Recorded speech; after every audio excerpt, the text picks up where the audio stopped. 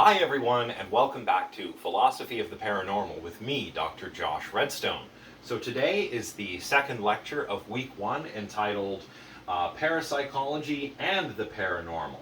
So what we're going to be doing today is taking a look at both of those terms, breaking down what they mean, how they entered English, what we used to use them to refer to versus what we use them to refer to now. We'll start with the idea of the paranormal, and then we'll move on to discuss parapsychology. But first, a little housekeeping. On slide 3, I've just put a little bit of a note on how I recommend you take notes for this class.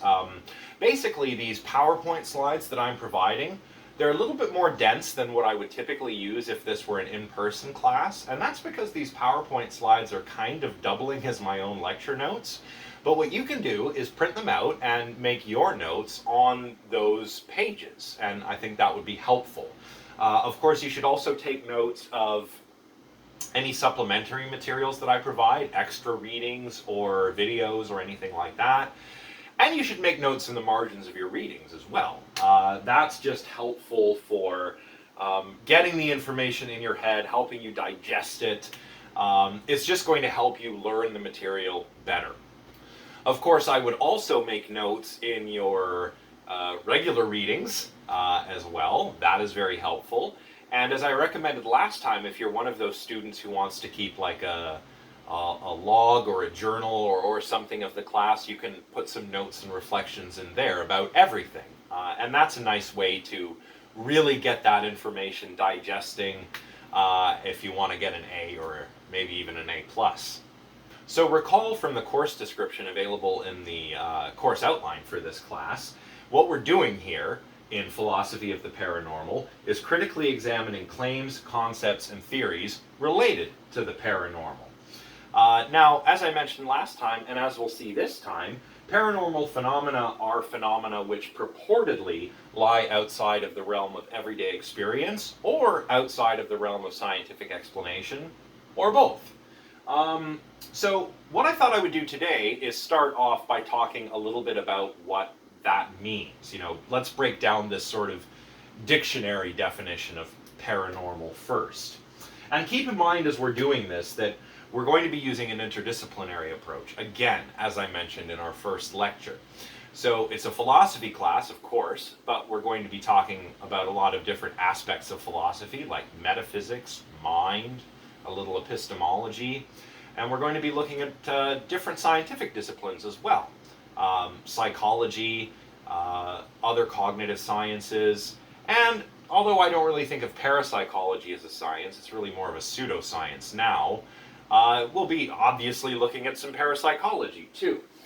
So we're going to keep it interdisciplinary as we look at what the paranormal is today and throughout the rest of the class. And we'll be critically examining all of this, and what I mean by that is we're going to be taking a skeptical approach. And that is because that is a solid path to knowledge, right? And I know that if you're a philosophy major, you probably have some sense of what I mean. Maybe you're thinking when I say that skepticism is the path to knowledge, maybe you're thinking of René Descartes' methodological doubt, right? How he doubts everything that it's possible to doubt in order to find that secure foundation to build his knowledge up from.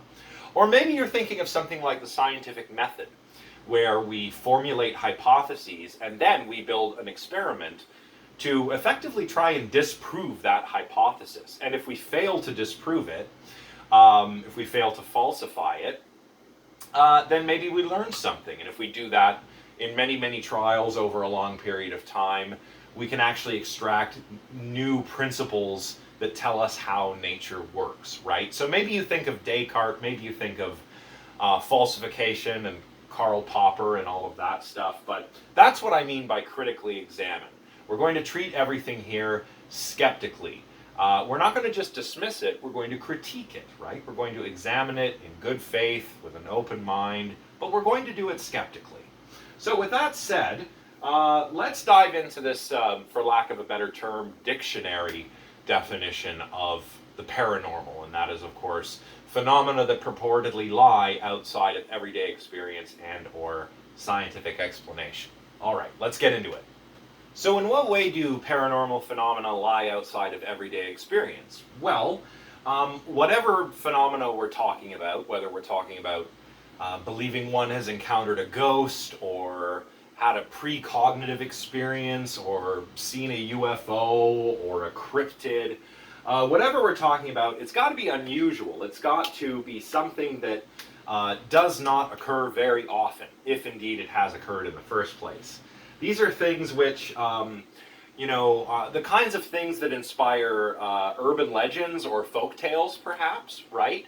Something that perhaps has not happened to you yourself, but maybe you've heard a story about it, passed down from a relative or a friend, right? So here we're thinking of like things I mentioned before, encounters with ghosts, um, seeing a UFO, or some strange, uncanny coincidence is happening. Maybe you bump into your doppelganger, or something like that, right?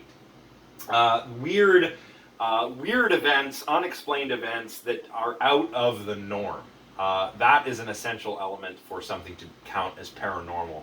And I should say, although we will get into this later in the class in more detail when we talk about the uncanny and we look at the work of Freud and Jentsch, as well as E.T.A. Hoffman's short story, The Sandman, we'll see that emphasis is often placed on the weirdness or strangeness or eeriness of these events, whatever they might be. So I think that captures what it means for something to lie outside of the realm of everyday experience. And it can't just be outside of the realm of everyday experience. For a lot of people, something that's outside of the realm of everyday experience might be like flying in an airplane, right? Many of us don't do that all that often, right? But that's not paranormal. There's got to be something weird about it. If you got on the airplane and landed at your destination to find that you had, I don't know, traveled back to 1930. Now that would be paranormal, but just being out of the ordinary, out of the everyday is not enough. There has to be some kind of weird, strange, unexplainable element to it. And that leads us to, the idea that these phenomena purportedly also lie outside of the realm of scientific explanation. Now, what does it mean for something to lie outside of the realm of scientific explanation, you might be asking? Well, there are a couple of senses in which this can hold as well.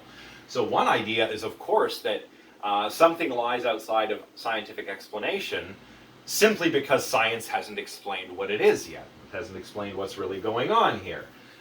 Think here of something like dark matter, right?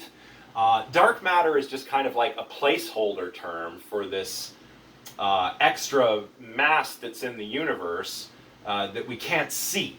We can detect this mass, it's out there, it affects physical events in the universe. We can see that by gravitational interactions of stars and galaxies and whatnot, but we don't know what it is. What is dark matter? We don't know, so we just call it dark matter because we can't see it and we don't really understand its nature. So that is, of course, a way that something can be outside of scientific explanation. And this, I think, is kind of in line what Joseph Banks and Louisa Rhine were trying to do by initiating parapsychology, right? They thought that maybe there are some kind of psychical forces that exist. They called them psi, ESP, PK, and so forth. They exist, but we don't understand them yet. So we need to come up with a methodology to try and research this stuff. So they invented parapsychology to try and do that. So maybe there are phenomena that are going on that we just haven't explained yet. Maybe ESP is a real phenomenon, but we don't understand it yet. That's one possibility, although that's not the possibility that I'm betting on as a skeptic. Another way in which something can lie outside of scientific explanation is kind of conspiratorial, and you see this sometimes not only in full-blown conspiracy theories, but also in paranormal research as well. The idea I'm referring to here is that the truth about, some paranormal phenomenon is already known, but it's being suppressed. So think, for example, of ufology or the ancient astronaut hypothesis. Ufology is the study of UFOs, and it is, I'd say, by and large, kind of pseudoscientific. Although we'll see about that when we talk about aliens and UFOs later on in this course. But anyway, you see this in some ufology, you see it in cryptozoology, you see it in other domains, and you do especially see it in conspiracy theories. And it's the idea that somebody knows what's really going on, but they're not telling us, right? And this, of course, is a big element in theories that surround Area 51 in the United States. Area 51 is an Air Force base in Nevada. It's where the United States Air Force tests and develops all its advanced aircraft, like the stealth bombers and all that really neat aircraft stuff they have in their military. They develop it there at Area 51, which is why it's very top secret. But of course, some people believe that there was an alien spacecraft which crashed in Roswell, New Mexico, and that maybe the bodies and the debris are sitting in Area 51 or something, being kept under wraps. And of course, the scientists who know the truth aren't telling us, right? So that's another way in which I guess we can think of things being beyond explanation. Although this is very conspiratorial, and you see this in a lot of conspiracies too. You see it in the moon landing conspiracy. You see it in the JFK assassination conspiracy theory. You see it in 9/11 conspiracy theories. You see it in all kinds of conspiracy theories. Of course, you see it in the whole QAnon thing, which is probably the most troubling conspiracy theory that I'm aware of that's out there right now. I won't go into detail on it today, but maybe we can talk about it for a special topics course. What else? Oh, another big one, and I'm not sure whether to... this doesn't strike me as paranormal, it just strikes me as flat-out pseudoscientific, but the flat earthers really do exhibit this kind of conspiratorial thinking as well, right? The idea that NASA is lying to all of us, that the Earth is a globe, when really it's flat and we're just surrounded by an ice wall.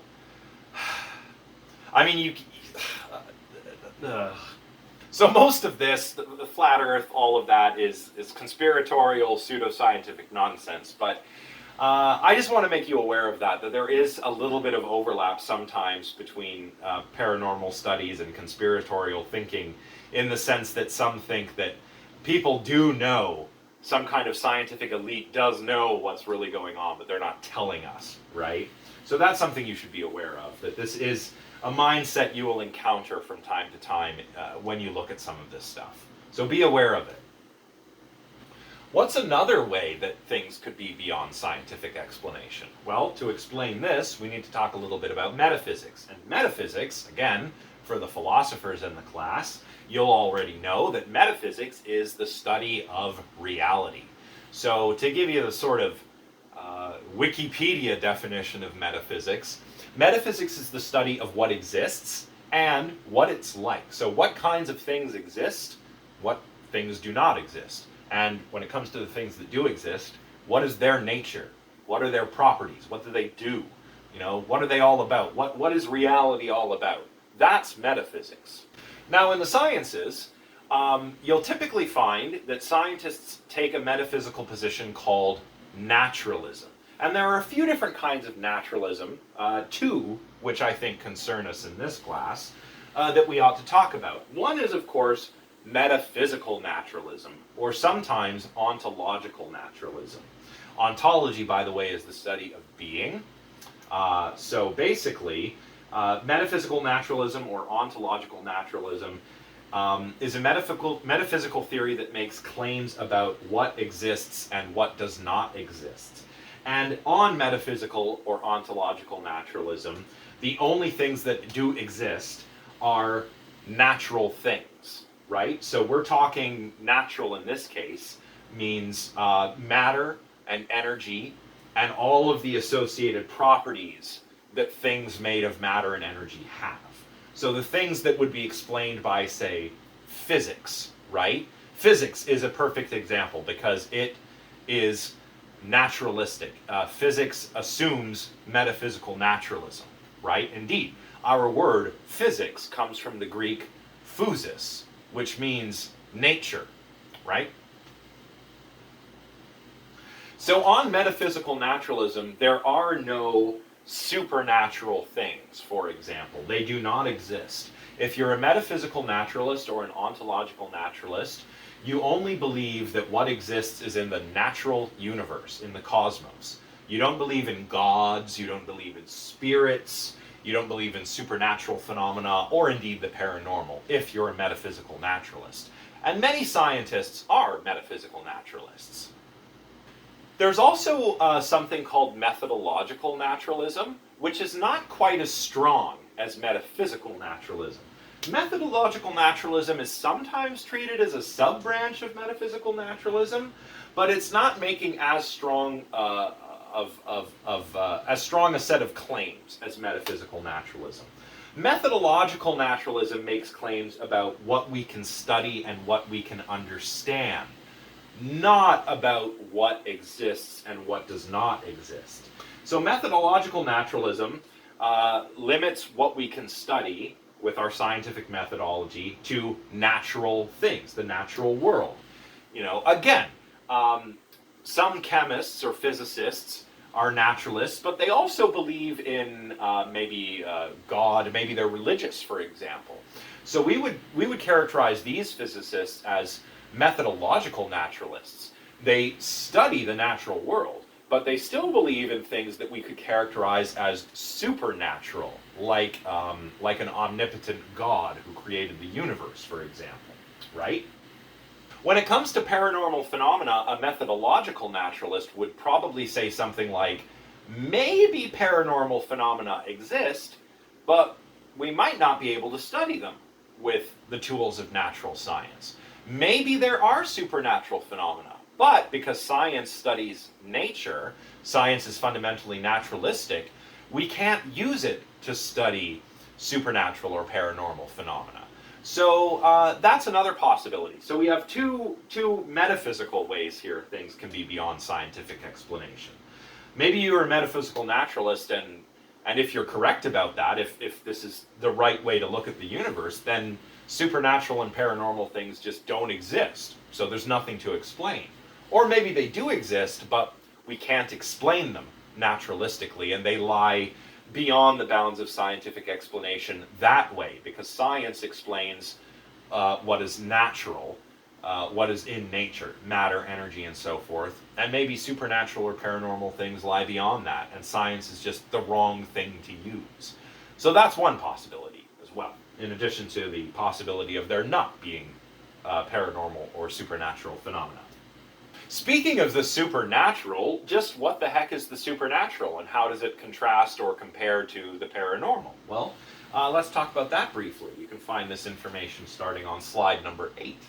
So what is the supernatural? Well, before I explain that, I just want you all to be aware that sometimes these terms, supernatural and paranormal, are used interchangeably, but they don't mean the same thing.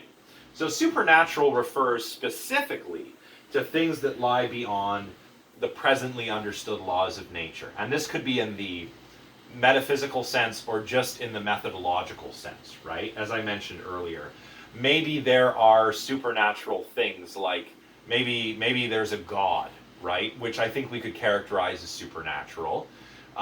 Maybe God lies outside of the universe, not limited by the laws of nature, right? So that would be something supernatural, if there's like an omnipotent, omniscient God, right? That we could characterize that kind of a being as supernatural because it lies outside of the laws of nature. Now, not everything that's paranormal is supernatural, and not everything that is supernatural is paranormal. So some things that are paranormal, or purportedly paranormal, like, I don't know, ghosts or spirits, we could characterize as also being supernatural. So ghosts, maybe they're paranormal and supernatural. But others aren't. Something like miracles, for example, right? Miracles, I think we could characterize as supernatural, but not really paranormal, right? Because again, when we think of paranormal, we think of something kind of weird. But when we think of a miracle, we think of, well, something miraculous. If something paranormal were to happen to you, you'd probably think it was weird and spooky. But if a miracle happened to you, you'd think, wow, whoa, maybe it would make you a believer. I don't know. So basically, a metaphysical naturalist would deny that the supernatural exists and that the paranormal exists. A methodological naturalist might deny the supernatural, or she might not. But she would definitely say that science can't study the supernatural or the paranormal. It's, again, just not the right tool for that job. On the other hand, maybe apparently supernatural phenomena or apparently paranormal phenomena could, in principle, be explained by science, but we just haven't explained it yet, as I mentioned earlier. Of course, if that turns out to be the case, then once we understand what's going on, it kind of stops being paranormal, doesn't it? Kind of just becomes normal, in that we can explain it with the tools of science. And of course, we'll see this when we look at dreams later on in the class, particularly lucid dreams, which went from parapsychology to psychology, went from being studied by parapsychologists to actual psychologists. So we'll see that when we look at dreams later on in the course. But for now that we've talked a little bit about the supernatural and a little bit about metaphysics and different metaphysical or methodological approaches to understanding the paranormal and the supernatural, why don't we talk about the word paranormal itself? How did it enter the English language? How have we understood what it means over the years? How has its meaning changed over the years? Well, to do that, we're going to look at Penman's brief 2015 paper. He shows in this paper how paranormal entered English in the early 20th century and how it was initially used and understood, and of course how it's understood now. Oh, hello. So let's take a look at Penman's paper now. So Penman and his students, as he describes in his paper, noticed that in the Oxford English Dictionary, the first occurrence of the word paranormal was actually listed as being in a 1920 revision of another dictionary. That is Webster's New International Dictionary of the English Language. So if you look in the Oxford English Dictionary, at least if you did in 2015, as Penman did, it would tell you that the first occurrence of this word was in another dictionary, where it was defined as phenomena analogous to physical phenomena, but with no known physical cause. When I say physical, think natural, in the sense of metaphysical naturalism, as I was talking about earlier. So, physical phenomena with no known physical cause, such as mediumistic raps, telekinesis, so forth. But this is kind of weird, Penman and his students realize. Why is it weird? Well, what are dictionaries? Dictionaries are kind of like, they're dictionaries list words that are in use, and they tell us how they are used in a language, in a kind of living sense, like how in 1920 was the word paranormal being used. That's what Webster's dictionary tells us in that 1920 entry. Because of that, Penman can safely assume that, since this Oxford dictionary definition is another dictionary definition, the word must have already been in use, because that's what dictionaries are. They list and define words that are in use or have been in use, right?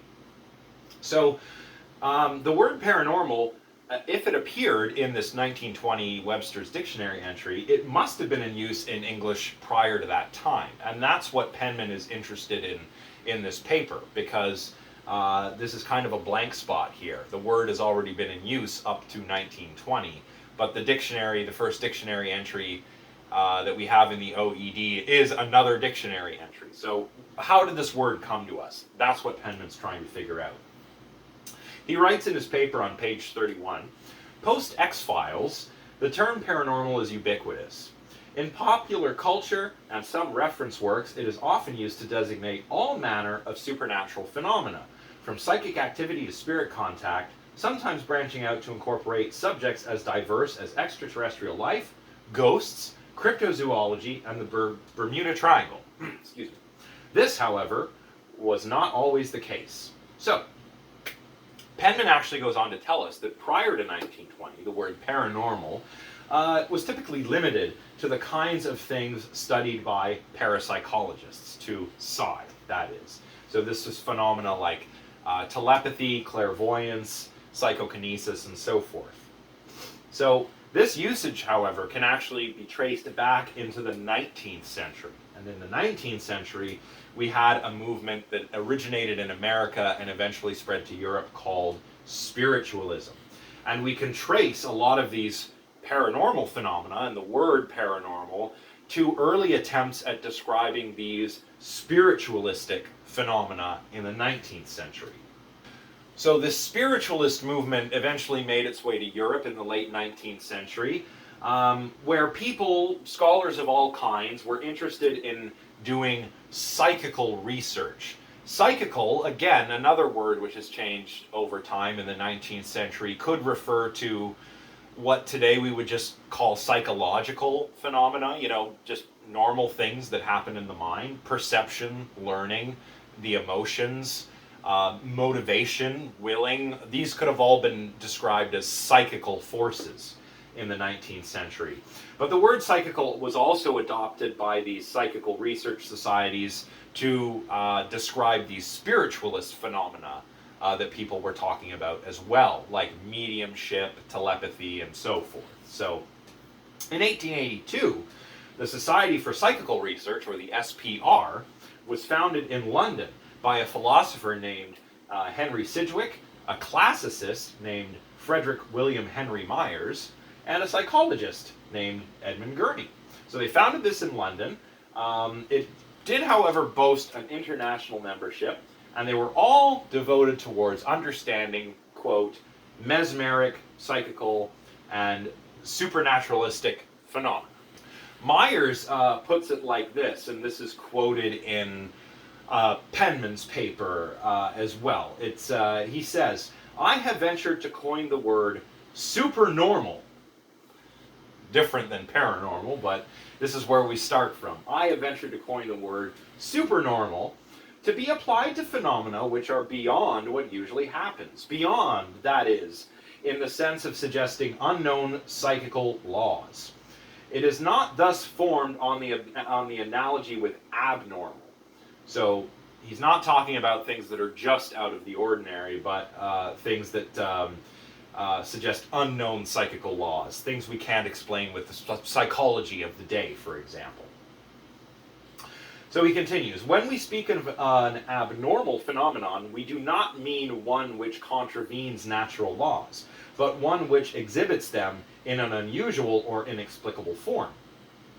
Similarly, by a supernormal phenomenon, I mean not one which overrides natural laws, for I believe no such phenomenon to exist, but one which exhibits the actions of laws higher in a psychical aspect than are discerned in action in everyday life. By higher, either in a psychical or in a physiological sense, I mean apparently belonging to a more advanced stage of evolution." So what we today might call paranormal or supernatural, Penman calls, or sorry, not Penman, Myers called supernormal. And he didn't think these supernormal things like untapped psychical powers were beyond scientific explanation in principle. He didn't think this was magic. He thought maybe there were just higher laws of physics that we didn't know about, or other laws of nature that we do not yet know about that could explain these phenomena. Or perhaps that the people who are able to do this, the people who do display, ESP or something, maybe they're just a bit like the X-Men, right? Maybe they just have some natural ability that we do not understand yet. That is what Myers is saying here. And so he develops supernormal as an attempt at developing a kind of nomenclature for the study of these kinds of abnormal psychical phenomena that the psychical research societies of the day were interested in looking at. Now, supernormal worked until about 1905. In 1905, the word paranormal entered the English language via the French, which would be like paranormal, paranormal, or paranormal. I'm sorry, my French is terrible, but the point is, like many English words, this word, paranormal, actually comes from French. Now, this word, paranormal, was popularized, Penman tells us, in Joseph Maxwell's 1905 book, Metaphysical Phenomena. And in that book, Maxwell defines paranormal in a way that aligns very well with the early usage of supernormal, which is, of course, the term that Myers coined. It also meshes quite well with the understanding of paranormal that we find later in parapsychology. Here is where the word paranormal enters English and starts to kind of take on the meaning that it has today. So it concerns psychic phenomena, psi phenomena, the kinds of things that parapsychologists would later study. So, Maxwell writes in his book, properly speaking, there is no veritable automatism in phenomena of sensitivity, but we can nevertheless distinguish therein, first, normal sensitive phenomena, that is to say, phenomena produced under physiological conditions more or less well known, but frequent, such as hallucinations, hypermnesia, and second, paranormal phenomena, that is to say, phenomena which imply the existence of modes of perception to which the normal personality is foreign, clairvoyance, clairaudience, telesthesia, telepathy, and exteriorization of motor power. So what Maxwell is saying here is that there are normal phenomena that are a little strange, like hallucinations, and then there are these other phenomena that imply higher modes of perception or unknown laws of nature. And those are what we call paranormal, according to Maxwell's 1905 book, Metaphysical Phenomena. In a review of Maxwell's 1905 book, J. Lewis McIntyre adds the following. He says, the sensitives, that is Maxwell's term for those possessing psychical abilities, are persons who are indeed paranormal, but who are not therefore to be described as degenerates, neurotics, or hysterics. So these people aren't strange, they're not ill, they're not freaks of nature, for lack of a better term. He continues, rather they have powers which at present transcend those of other men, but which at some future phase of evolution may become themselves the rule rather than the exception. So here, Lewis McIntyre is saying something similar to what I said earlier. These are not things that are in principle beyond scientific explanation, these apparent psychical phenomena. They're just things that we don't understand yet, They are like dark matter rather than supernatural things that either don't exist or are in principle outside of the realm of scientific explanation. So that's how Maxwell, Lewis McIntyre, and others, Myers and the other psychical researchers, think of the paranormal, or as Myers called it earlier, the supernormal. It's unusual stuff that's not outside of the realm of scientific explanation, but might require a new understanding of some novel mode of perception or some kind of novel laws governing the way that minds work or that the natural world works that we just don't understand yet. I mean, maybe this is a silly analogy, but think of like the Force in Star Wars, right? If you're in the Star Wars universe and you are not a Jedi Knight, these Jedi Knights, they seem like wizards or something, right? They can use the Force and they can fight with their lightsabers and they can do the Force push and the Force lightning, all this Force stuff that's really cool. Makes them seem like space wizards. But if you're a Jedi, you know that, the Force is just an energy field that surrounds us and binds us and penetrates us and is generated by all living things, as Obi-Wan Kenobi said. Or maybe you understand that maybe the Force, people can use the Force because they have a high metachlorian count. I don't know. The point I'm trying to make is that in the Star Wars universe, being a Jedi Knight or a Force user is not something that's unexplainable. But it might seem that way to the uninitiated, right? If the paranormal were real, and we could study it, it might turn out that it's something like the Force. I don't know. Then again, I don't think the paranormal is real, and I don't believe in the Force either. This is just an analogy meant to kind of illuminate all of this for you. Now in this paper, Penman notes how J. Lewis McIntyre's definition and Maxwell's definition of paranormal incorporates elements of Meyer's earlier term, supernormal. In each case, these words, paranormal and supernormal, refer to the abilities that people were thought to possess, which might have represented a possible future direction of human evolution. And both words also aimed to capture the sense in which these phenomena were beyond normal experience and scientific explanation, as we discussed earlier. In academic journals which investigated psychic phenomena, which were, they were common enough during the 1920s and 1930s, paranormal and supernatural were used more or less interchangeably. That is paranormal and supernormal, not supernatural. Paranormal and supernormal were used more or less interchangeably in the 20s and 30s. Actually, paranormal was even occasionally used in scientific literature just to describe something unusual that we didn't understand, not necessarily something spooky or supernatural. But this began to change toward the end of the 1930s, and that is thanks to Joseph Banks Rhine's publication, Extrasensory Perception.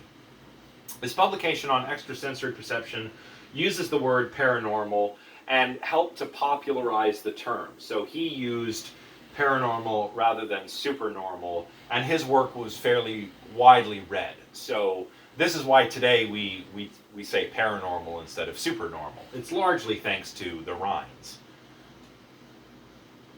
Of course, nowadays, as Penman mentions at the start of his paper, the word paranormal refers to more phenomena than just what these earlier researchers called psychical or spiritualist phenomena. So parapsychology, of course, is mostly concerned with paranormal in the sense of psychical phenomena, so ESP, psychokinesis, and so forth. The word paranormal has kind of been expanded to refer to many different diverse phenomena like UFOs or alien abductions. What else? Well, cryptids like an encounter with Bigfoot or the Loch Ness Monster, ghosts, hauntings, mediumship, even astrology, or even more broadly, anything strange and mysterious that has yet to be explained by science, right? So nowadays the word paranormal has a very broad, kind of power to refer to many different things. It overlaps to a great extent, but not completely, with the supernatural. This is why in this class I also want to take a broad approach, and that's why we're starting with psychical phenomena and ESP and parapsychology, but we are going to eventually look at other things like, aliens and so forth, right? So that's why I'm taking a broad approach. We're not just looking at these psychical or psi phenomena, but we're going to look at other interesting unexplained phenomena as well. So that's what I want to say for today about the paranormal. But what about parapsychology? Before we get any further ahead in the class, we better understand what parapsychology is all about. So let's turn toward parapsychology now. Alright, so I begin talking about parapsychology on slide number 14, and of course all of these materials are drawn from Hyman's paper. Hyman is a psychologist who frequently engages with parapsychologists. He's a skeptic, and as we'll see later, he's also a magician. So anyway, Hyman tells us that according to the Journal of Parapsychology, parapsychology is defined as the branch of science that deals with psi communication. That is, behavioral or personal exchanges with the environment which are extrasensory motor. that is not dependent on the senses and muscles. So that's what extrasensory motor means. Now, psi is defined by parapsychologists as a general term to identify a person's extrasensory motor communication with the environment. So psi phenomena are the phenomena that parapsychologists study, and psi phenomena include ESP and also PK, or psychokinesis. So ESP, or extrasensory perception, is an experience of or a response to a target object, a state, event, or an influence without any sensory contact. And ESP includes things like telepathy, so that's, I guess, communicating thoughts between persons, clairvoyance, which is knowing about things by, from an object or a location rather than a person. So extrasensory motor exchange with objects rather than people. And precognition would be like extrasensory motor knowledge of the future, right? Psychokinesis is defined as the extrasensory, or rather the extramotor aspect of psi. That is a direct, that is mental but non-muscular, influence exerted by the subject on an external physical process, condition, or object. So basically affecting the world with one's mind. Maybe we're talking about moving objects with the power of thought, or maybe we're talking about influencing dice rolls or random number generators. It really depends on what researcher we're looking at, whose work we're looking into, essentially. Now, whereas paranormal comes to the English language from the French language, parapsychology came into English from German, the German Parapsychology. I'm probably not pronouncing that right at all, but anyway, it was introduced, as I mentioned earlier, by Joseph Banks and Louisa Rhine. They were from Germany, they came over to America, and they began to do parapsychology. They began to try to make psychical research into an actual proper science. And as they did so, and as they popularized this term, parapsychology, it actually started to replace the earlier terms supernormal and psychical research. Rhine, as we'll see, also took a bit of a different pathway towards studying this stuff from the early psychical researchers and spiritualist researchers. We are, of course, going to learn more about them next time.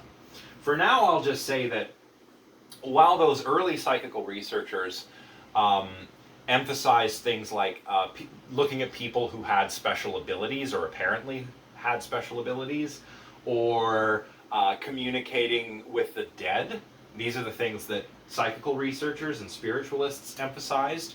Rhine actually came along and said, let's not do that. Let's use careful, controlled laboratory experiments. And let's not look at people who claim to have special powers, right?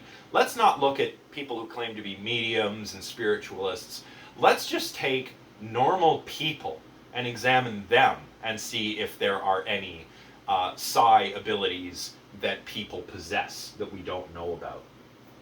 Rhine avoided many other of the phenomena that we would describe as paranormal today, or which would have been described as paranormal back then as well, like, haunted houses or things that concerned life after death, right? So my earlier mention, things like mediumship. Rhine was not interested in that. He was interested in what, for lack of a better term, normal people could do, whether they possessed any psi abilities. So in the late 1920s, Joseph Banks Rhine and his wife Louisa Rhine began turning parapsychology into an experimental science at Duke University. And their experiments typically involved a kind of card guessing. They would have a deck of cards where there could only be 5 different types of cards. Each different type of card would have one of 5 symbols on it. These are called Zener cards, or sometimes ESP cards. So the cards could have a circle, a square, 3 wavy lines, a cross, or a star. And each deck contained 25 cards. So 25 cards, 5 cards of each of the 5 different patterns. And they could use these cards in experiments on things like telepathy, clairvoyance, precognition, and so forth. So what they would do is use these cards, maybe shuffle them up, and do different experiments with them. See if the person could correctly guess which card I'm holding, if it was a telepathy experiment, or what card will come up next if it's a precognition experiment, so on and so forth, right? So in their monograph entitled Extrasensory Perception, which I mentioned earlier, this was published in 1934, Joseph and Louisa Rhine had collected data on over 91,000 guesses using these Zener cards. So the particular number is 91,174. That is a heck of a lot of guesses using these cards. Now, the interesting thing here is that the average number of hits or correct guesses in these experiments, say for what card am I thinking of or what card comes next, so on and so forth, per run of 25 cards, the average number of hits for run of 25 cards was 7.1. Now that's interesting because the chance expectation is 5. The chance expectation that you would get 5 right out of 25, if you went through the entire deck, all 25 cards, you would just get 5 of them right just by random chance, right? But the hit rate was 7.1, not 5. So it's actually a little bit higher than chance. So it seemed like this greater than expected number of chances, given the large size of this data set, was greater than what we would expect for chance. So it seemed to Rhine that this wasn't due to chance, that there was some kind of ESP psi phenomena going on here. And this got the scientific community at the time to take an interest in extrasensory perception. However, it didn't all go, the way that the Rhines hoped it would go, right? The big problem was mainly due to replication. In science, replication is important. It's not enough to get a result that allows you to, say, reject your null hypothesis or whatever, if you know a little bit about null hypothesis significance testing. If you don't, basically what you do when you run an experiment like this is you have your null hypothesis and your other hypothesis. And what you're trying to do is reject the null hypothesis, which is basically nothing happened. There's no effect. You try to reject that, and how you do that is you establish that the results you got were not due to chance, and they were due to the variable that you were manipulating, your experimental variables that you are manipulating in your different experimental trials, which should have an effect on the data, which should say something about whether your hypothesis can be rejected or not, right? It's not enough to do that. You have to be able to replicate the results. Because it still could be true that, although Rhine got a greater number of hits than chance allowed, well, maybe that was just a coincidence. Maybe it was just what happened in that particular data set. To find out if it's really greater than chance, guessing these Zener card symbols, we have to rerun the experiment many times. We have to try and replicate the results, and that's important. And other researchers failed to replicate the Rhine's results. There was also some criticism of his statistics and the experimental methodologies that he used. And the methodological criticisms, I'm not going to get into a lot of detail, but they did pose probably, the biggest problem for he and Louise's research. Nonetheless, the Rhines together had established the basic procedures that would continue to be used in parapsychology to study psi phenomena from the 1930s all the way into the 1970s. So he has had, along with his wife, a very big influence in this area. Now, he's the founder of parapsychology, for goodness sake. So from the 1930s through to the 1970s, these ESP cards, or Zener cards, were the primary means by which parapsychologists would investigate psi phenomena like telepathy, clairvoyance, and precognition. The Rhines, I should say, were also the first to study psychokinesis, or PK. Basically, what Joseph Banks and Louisa Rhine would do would have their subjects try to mentally influence the outcome of dice throws, right? But there are other problems with that. Depending on who's in the room with you, the experimenter could be giving cues away. The dice might not be balanced correctly. There are a lot of things that can go wrong with this, which is why nowadays, and starting in the 1970s, people would use random number generators or natural random processes like radioactive decay. And they would use things like these and see if people could influence the outcomes of these phenomena to test for PK. In any case, so these are the kinds of things that the Rhines started doing, which remained the standard procedures in parapsychology for like 40 years. So that's quite something. You can even check out, I've got the link on slide 17 here, you can check out some modern day parapsychologists at the Rhine Research Center, which is actually the successor to the parapsychology lab at Duke University, which the Rhines founded, but that is no longer affiliated with Duke University.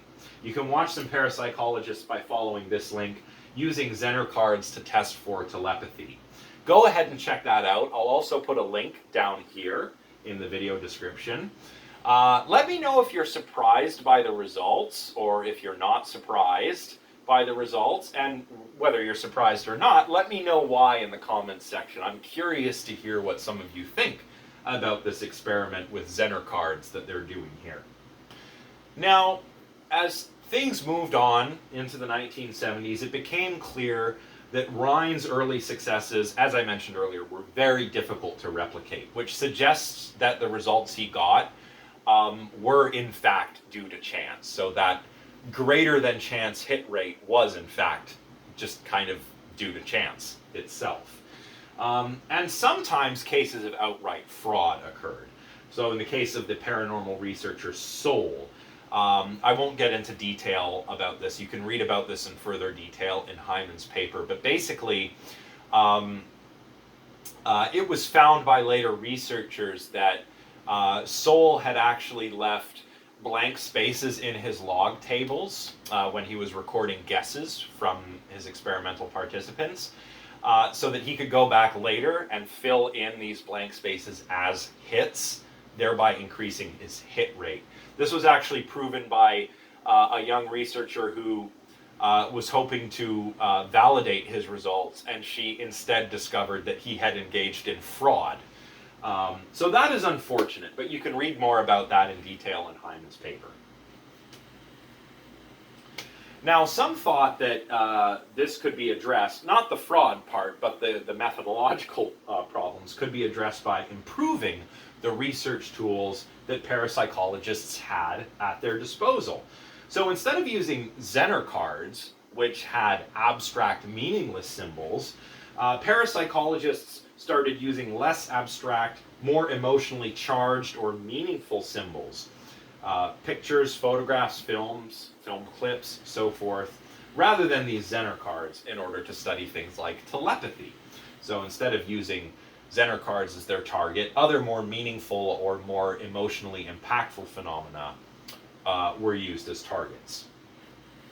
As I mentioned earlier, instead of using dice and seeing if people can influence dice throws to study PK, people began using random number generators, which generate random numbers based on, the number pi or something, some irrational number like pi.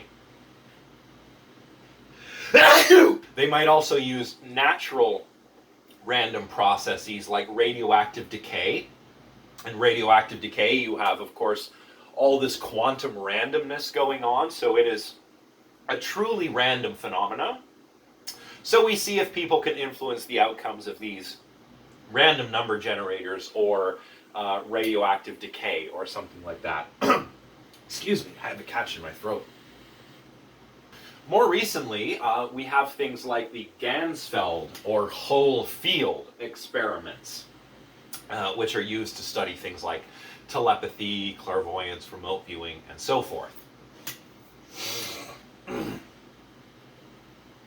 going to talk about this in more detail next time, but basically in the Ganzfeld experiment, we have a person sitting in a dark room, and this is the sender. and she's trying to send information to a receiver who is sitting in a remote location.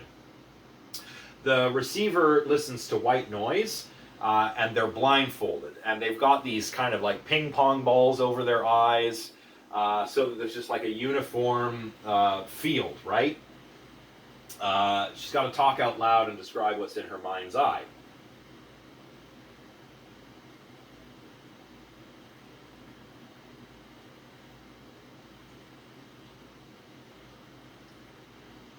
After the experiment, she's taken out of the Ganzfeld and she's asked to choose the object that was communicated to her from amongst a set of objects.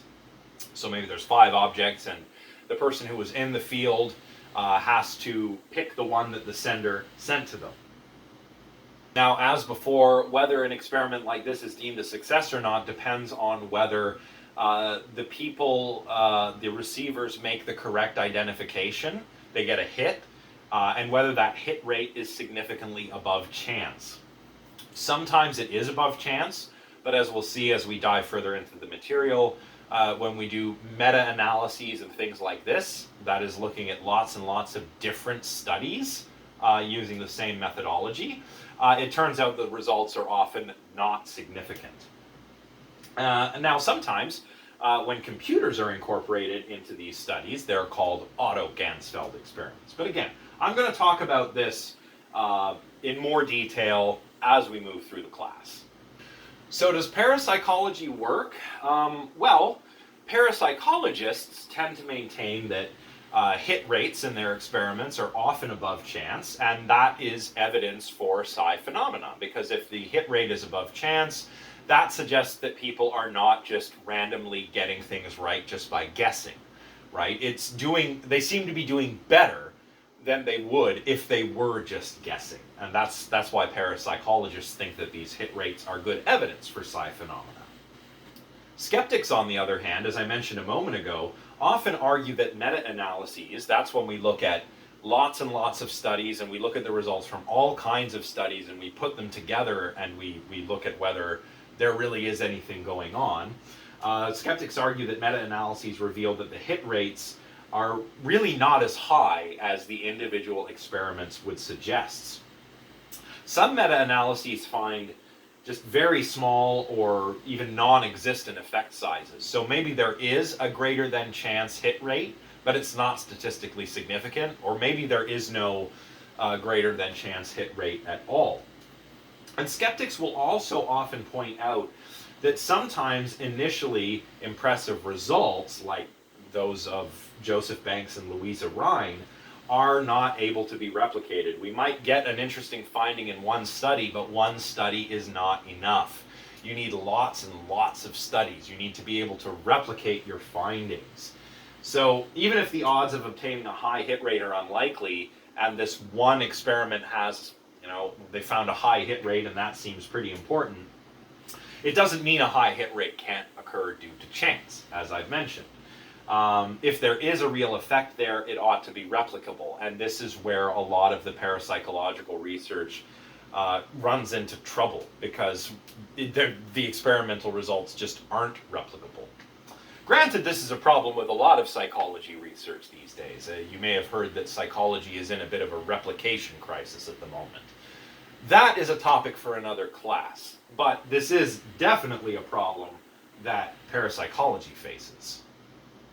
One thing that I think that it's quite important to mention in our discussion on parapsychology, before I wrap up, is that there are notable parapsychologists who, after facing the evidence, or perhaps the lack of evidence, have abandoned parapsychology. One of these is Susan Blackmore. Susan Blackmore is now a well-known skeptic author. I believe she's a visiting professor at, I can't remember what university, but she began her career as a parapsychologist. And she later abandoned parapsychology when it became evident to her that there just was not enough evidence for psi phenomena. And I won't bore you with the story. You can actually read about it in an interesting article that she's written, which I will link down in the video description.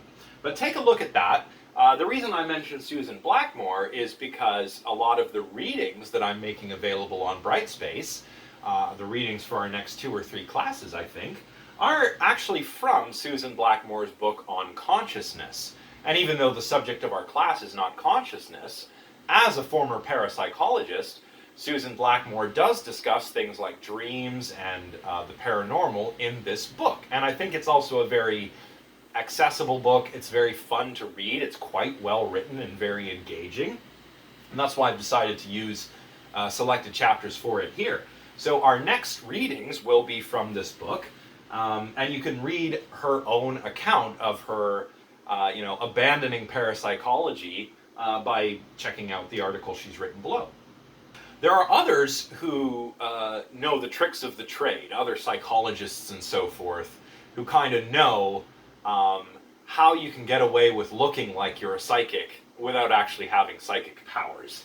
One of these is Ray Hyman, who wrote the reading we just looked at. Ray Hyman is a psychologist, but he's also a former magician and mentalist. A mentalist is a magician who specializes in like mental magic, like apparent mind reading and stuff like this, right? Like think of somebody like Darren Brown, right? Darren Brown is a very famous mentalist. Ray Hyman was a mentalist as well. Now I mention this because Ray Hyman and also other magicians who weren't psychologists, going all the way back to Harry Houdini, up until more recently James the Amazing Randi, who passed away a few years ago sadly, even to more modern folks like earlier mentioned Darren Brown, even Chris Angel, and of course Penn and Teller, routinely perform acts of mentalism in their acts. Apparently psychic or telekinetic phenomena that are accomplished not via magic powers or paranormal abilities, but through some apparatus that the audience just doesn't know about or understand. But of course that doesn't involve anything that's really supernatural or paranormal. And by the way, everybody in this class, if you have the opportunity when things get back to normal, you really should go to a magic show. They are absolutely amazing. Go to a good magic show. I know it might sound cheesy, but go to the magic show, check out what's happening. Just remind yourself that all of this amazing stuff going on is being accomplished by completely normal, natural means. I saw Penn and Teller live back when I was doing my master's degree with my partner Sarah, and oh boy, it was wonderful. I felt like a kid again, seeing all these tricks. And I knew they were just tricks, but that doesn't take the wow factor away from it. So even when you know it's not real, it's still impressive. So I can only imagine how impressive it must seem when someone claims they're doing the same thing with psychic powers. It must seem like those are real powers. But remember, we can do the same kinds of things without supernatural powers. As James Randi said about the famous psychic Uri Geller, if Uri Geller is bending spoons with his mind or doing anything with his mind with telepathic powers, he is in fact doing it the hard way. Now these magicians, psychologists or no, have kind of throughout recent history been the most visible critics of paranormal research. You can check out another clip I've made available from an old Nova documentary called Secrets of the Psychics, which was actually hosted by James Randi. And in this clip, he demonstrates how to do psychic things like bend spoons and whatnot without psychokinetic powers. So to paraphrase the great James Randi, if Uri Geller is bending spoons with his mind, he is doing it the hard way. There are other techniques that magicians know about that psychics nowadays arguably take advantage of. Things like cold reading, hot reading, misdirection, force choices. These are all things that magicians use. They just don't tell you how they work to accomplish their effects. But these are also things that purported psychics and mediums use to appear psychic, right? So these are things that we need to be aware of. All right, so that's about all I have for today. So following what we've talked about today, just to summarize everything on slide 21, if you followed along with today's lecture, you should have a pretty basic understanding of what kinds of things would count as paranormal, if indeed they were shown to exist. Things that were initially referred to as psychical phenomena, things like, telepathy, ESP, psychokinesis, but also ghosts, hauntings, and as we move into the future, other things that are unexplained, like, as Penman says, the Bermuda Triangle or UFOs and things like that. So the paranormal can refer to those things, but just remember, although there is a lot of overlap nowadays in everyday parlance between paranormal and supernatural, they are not always the same thing. There could be some supernatural things like God or miracles, which we wouldn't count as paranormal, right? Even though other paranormal things like ghosts or hauntings, we might also characterize as supernatural. So you have a rough idea of what the paranormal is, how the word entered English, how it's used now versus how it was initially used, and how it changed, how it went from one to the other. And you also have a pretty good idea of how parapsychology emerged and then began to decline. So it began as an honest, good faith attempt by Joseph Banks and Louisa Rhine to establish a new branch of experimental psychology that studied psi phenomena. It initially eschewed studies of things that concerned life after death, like ghosts and other supernatural phenomena, and focused mostly on psi phenomena. Again, ESP and PK. The Rhines, as we saw, and subsequent parapsychologists also focused on normal people. They did not work with purported mediums or psychics. They didn't work with people who claimed to have special powers, probably because of worries about fraud, right? So, we've also seen that most members of the natural sciences and social sciences, and also magicians, are skeptics about parapsychological findings. Why is that? Well, they tend to be naturalists in their outlook, either metaphysical or methodological. And there are problems with parapsychological research too. Even if we discount psychical research, the possibility of fraud and so forth, and we just look at parapsychology, there are methodological problems, particularly when it comes to replication of these studies. And this is something that's revealed by meta-analysis of lots and lots of different studies, like say between 10 to 100 studies on telepathy.